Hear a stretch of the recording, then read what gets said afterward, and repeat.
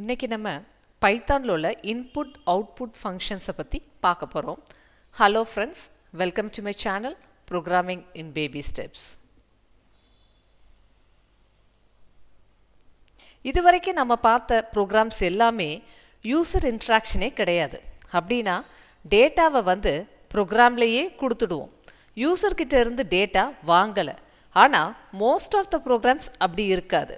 பொதுவாக ஒரு ப்ரோக்ராம் யூசர்கிட்ட இருந்து டேட்டா வாங்கி அதை ப்ராசஸ் பண்ணி ரிசல்ட்டை யூசருக்கு டிஸ்பிளே பண்ணும். யூசர்கிட்ட இருந்து டேட்டாவை வாங்குகிற ப்ராசஸ் தான் இன்புட். யூசருக்கு ரிசல்ட்டை டிஸ்பிளே பண்ணுறதுக்கு பேர் தான் அவுட்புட். பைத்தானில் யூசர்கிட்ட இருந்து ஒரு டேட்டாவை ரீட் பண்ணுறதுக்கு நம்ம யூஸ் பண்ணுற ஃபங்க்ஷன் தான் இன்புட் ஃபங்க்ஷன். வாங்கின டேட்டாவை ப்ராசஸ் பண்ணி ரிசல்ட்டை யூசருக்கு டிஸ்பிளே பண்ணுற ஃபங்க்ஷன் தான் பிரிண்ட் ஃபங்க்ஷன். இப்போது நம்ம சாம்பிள் ப்ரோக்ராம் ஒன்று பார்க்கலாம். யூசர்கிட்ட இன்புட்டை வாங்கி அதை நேமுக்கு அசைன் பண்ணுறோம். நேமை பிரிண்ட் பண்ணுறோம்.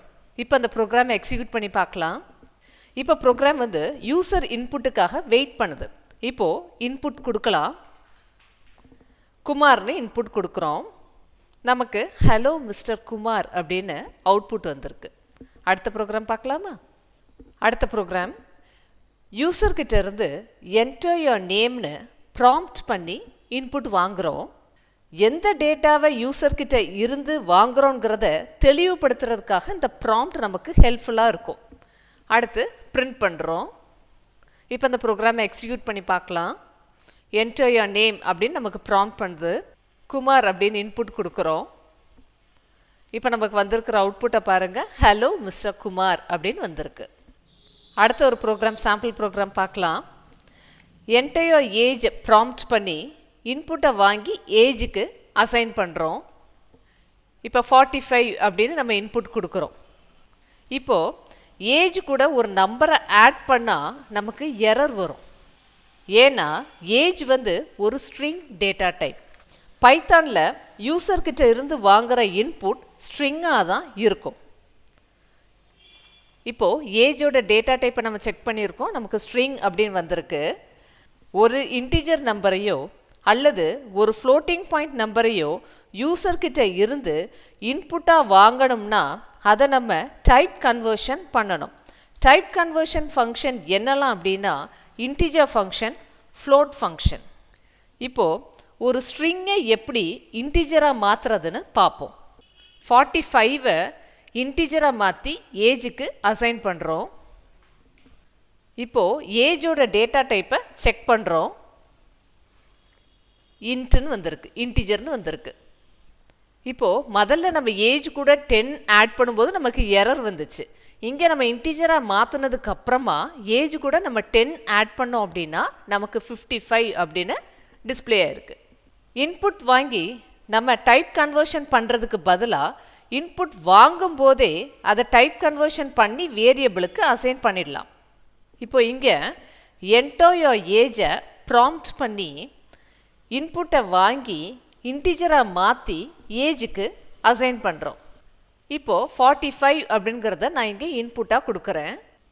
இப்போது இந்த ஏஜ் கூட நான் 10 ஆட் பண்ணுறேன். 55 அப்படின்னு வந்திருக்கு. ஏஜோட டேட்டா டைப்பை இப்போ நான் செக் பண்ணுறேன். இன்டிஜர் அப்படின்னு வந்திருக்கு. அடுத்து ஃப்ளோட்டுக்கு நம்ம ஒரு எக்ஸாம்பிள் பார்க்கலாம். இங்கேயும் என்டர் பை வேல்யூவை ப்ராம்ப்ட் பண்ணி இன்புட்டை வாங்கி ஃப்ளோட்டாக மாற்றி பைக்கு அசைன் பண்ணுறேன். 3.1415 அப்படிங்கிறத இன்புட்டாக நான் கொடுக்குறேன் பைக்கு. இப்போ இங்கே பையோட டேட்டா டைப்பை செக் பண்ணி பார்க்கலாம். ஃப்ளோட் அப்படின்னு நமக்கு வந்திருக்கு. அடுத்தது ஒரு சாம்பிள் ப்ரோக்ராம் ஒன்று பார்க்கலாம்.